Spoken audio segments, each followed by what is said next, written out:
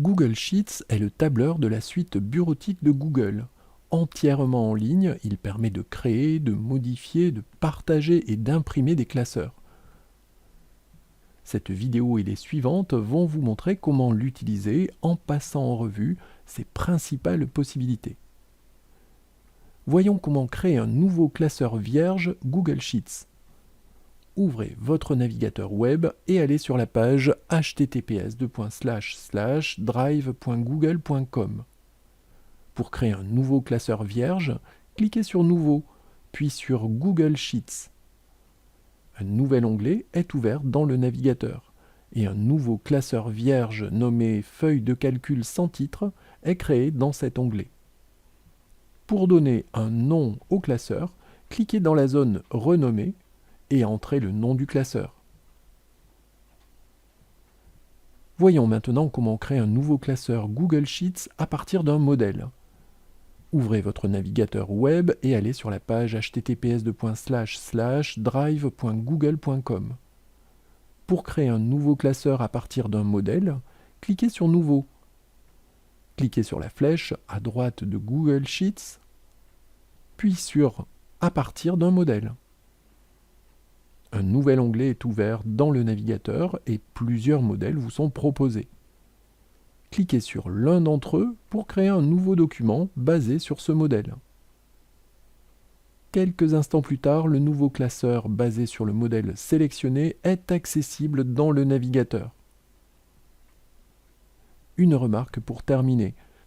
Si vous avez installé Google Sauvegarde et Synchronisation sur un PC fonctionnant sous Windows 10, vous pouvez double-cliquer sur l'icône Google Sheets qui a été déposée sur le bureau de Windows pour créer un nouveau document Google Sheets. Une nouvelle page s'ouvre dans votre navigateur web. Cliquez sur l'icône vide pour créer un nouveau classeur Google Sheets vierge. Cliquez sur un des modèles proposés pour créer un nouveau classeur basé sur ce modèle. Si le modèle que vous voulez utiliser n'apparaît pas dans le navigateur, cliquez sur Galerie de modèles pour afficher tous les modèles disponibles et choisissez celui que vous voulez utiliser.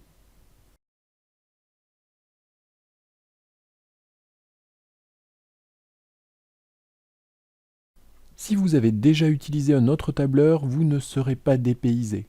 Examinons les éléments qui composent la page de Google Sheets. La zone de texte Feuille de calcul sans titre permet de donner un nom à la feuille de calcul. Le système de menu donne accès à toutes les commandes de Google Sheets. La barre d'outils facilite l'accès aux commandes les plus courantes.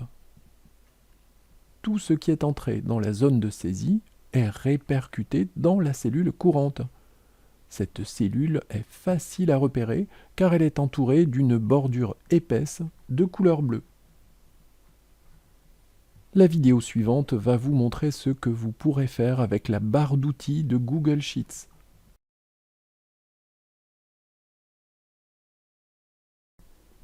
La barre d'outils facilite l'accès aux commandes de menu les plus courantes.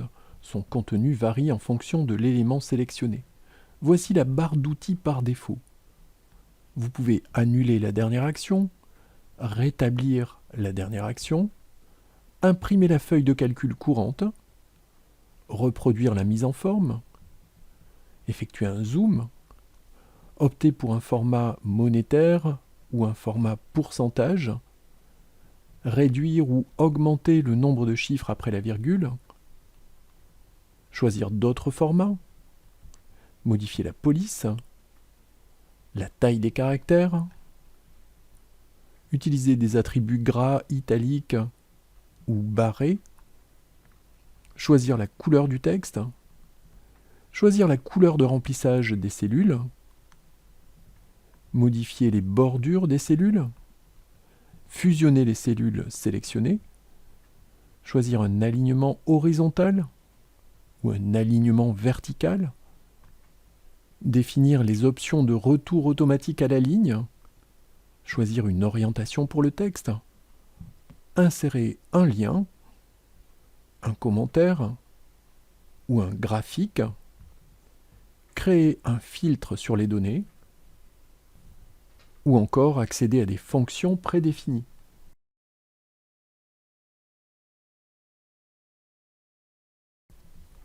Le menu de Google Sheets est très classique.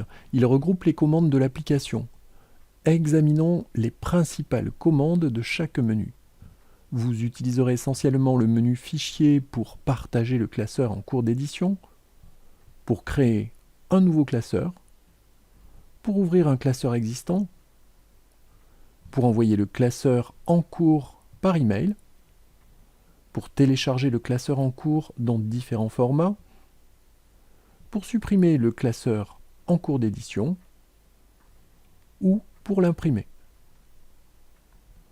Vous utiliserez essentiellement le menu Édition pour annuler et rétablir les dernières actions, pour effectuer des coupés, copier, coller, pour coller uniquement les valeurs, le format, les largeurs de colonnes, la formule, la validation des données, la mise en forme conditionnelle ou les données transposées, pour lancer des recherches et des remplacements dans le classeur,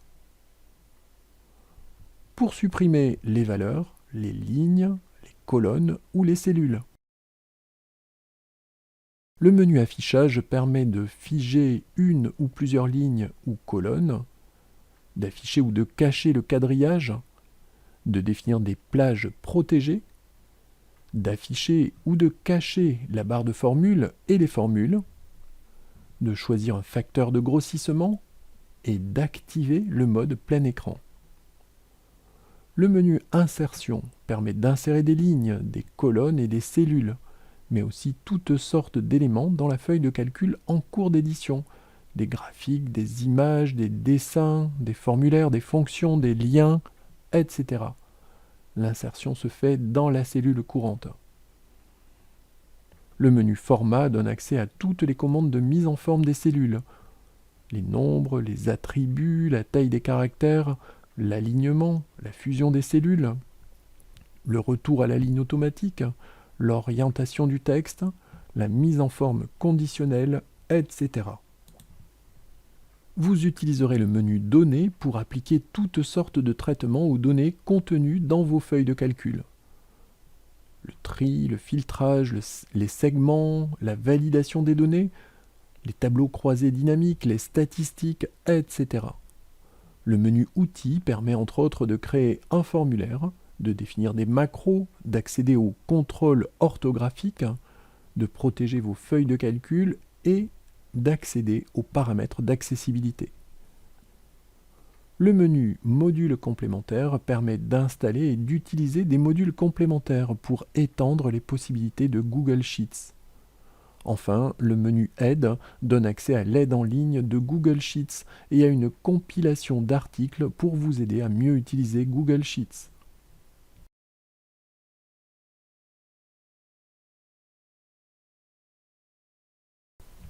Pour être efficace dans Google Sheets, je vous conseille d'utiliser des raccourcis clavier, d'autant plus que vous en connaissez un certain nombre, parce que vous les avez déjà utilisés dans d'autres applications Windows.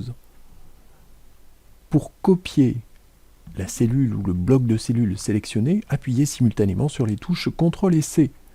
Pour couper la sélection, appuyez simultanément sur les touches CTRL et X. Pour coller le contenu du presse-papier dans la feuille de calcul, appuyez simultanément sur les touches CTRL et V. Pour effectuer un collage sans mise en forme, appuyez simultanément sur les touches CTRL majuscule et V. Pour annuler la dernière frappe, appuyez simultanément sur CTRL et sur Z. Pour rétablir la dernière frappe, appuyez simultanément sur les touches CTRL majuscule et Z. Pour insérer ou modifier un lien hypertexte, appuyez simultanément sur les touches CTRL et K. Pour effectuer une recherche dans la feuille de calcul, appuyez simultanément sur les touches CTRL et F. Pour effectuer une recherche et un remplacement, appuyez simultanément sur les touches CTRL et H. Pour mettre la cellule ou le bloc de cellules en gras, appuyez simultanément sur les touches CTRL et B. Pour les mettre en italique, appuyez simultanément sur les touches CTRL et I.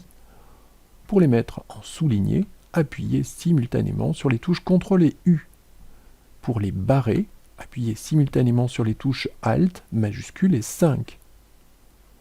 Pour centrer là où les cellules sélectionnées, appuyez simultanément sur les touches CTRL majuscule et E.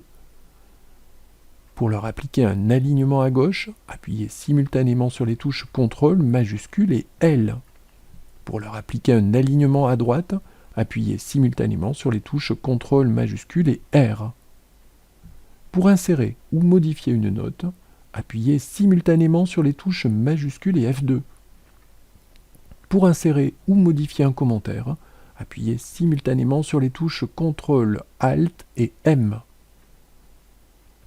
Pour basculer entre une référence absolue et une référence relative pendant la saisie d'une formule, appuyez sur la touche de fonction F4.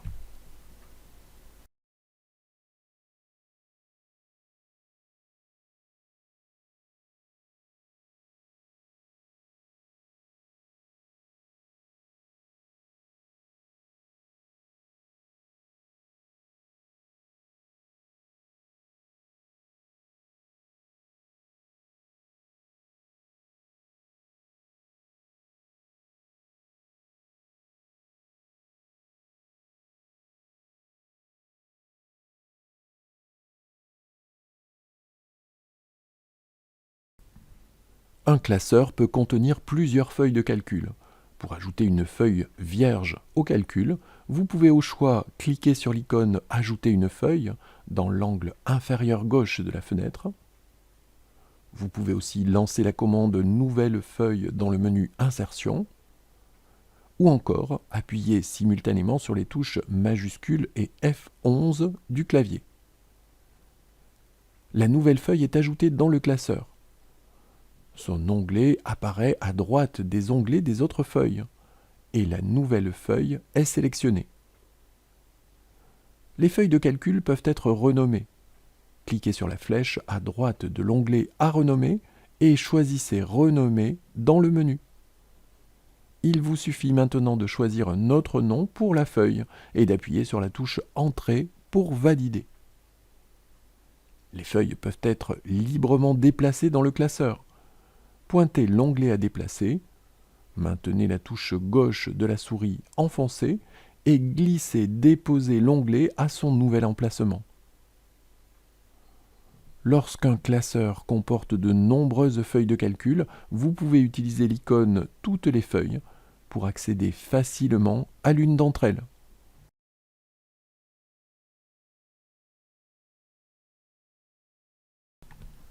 Vous voulez travailler à plusieurs sur un même classeur, il suffit de le partager pour cela. Ouvrez le classeur à partager et cliquez sur le bouton « Partager » dans l'angle supérieur droit de la fenêtre. Un pop-up s'affiche en avant-plan. Vous pouvez contacter directement vos collaborateurs. Indiquez leur adresse mail, indiquez leur rôle, lecteur, commentateur ou éditeur. Entrez un court message pour accompagner l'email qui leur sera envoyé. Cliquez enfin sur « Envoyer ». Si un ou plusieurs des destinataires n'est associé à aucun compte Google, cette boîte de dialogue s'affiche. Cliquez sur « Partager » pour lancer le partage ou sur « Annuler » pour revenir à la boîte de dialogue précédente. Les personnes contactées reçoivent un message qui contient un lien. Il leur suffit de cliquer sur ce lien pour accéder au classeur. Elles pourront y faire des modifications si elles agissent en tant qu'éditeurs, les annoter si elles agissent en tant que commentateurs ou les lire si elles agissent en tant que lecteurs. D'autres techniques peuvent être utilisées pour contacter les collaborateurs. Vous pouvez également partager un document en envoyant manuellement un lien aux personnes concernées. Dans la partie inférieure de la boîte pop-up, cliquez sur « Remplacer par tous les utilisateurs disposant du lien ». Choisissez un rôle dans la liste déroulante. Cliquez sur « Copier le lien » pour placer ce lien vers le classeur dans le presse-papier. et cliquez sur Terminer. Il ne vous reste plus qu'à créer un message, un SMS ou tout autre moyen de communication à votre disposition pour partager le classeur. Pour terminer cette vidéo, voyons comment télécharger un classeur. Pour télécharger le classeur en cours d'édition, déroulez le menu Fichier, pointez Télécharger et choisissez un format de fichier. C'est aussi simple que cela.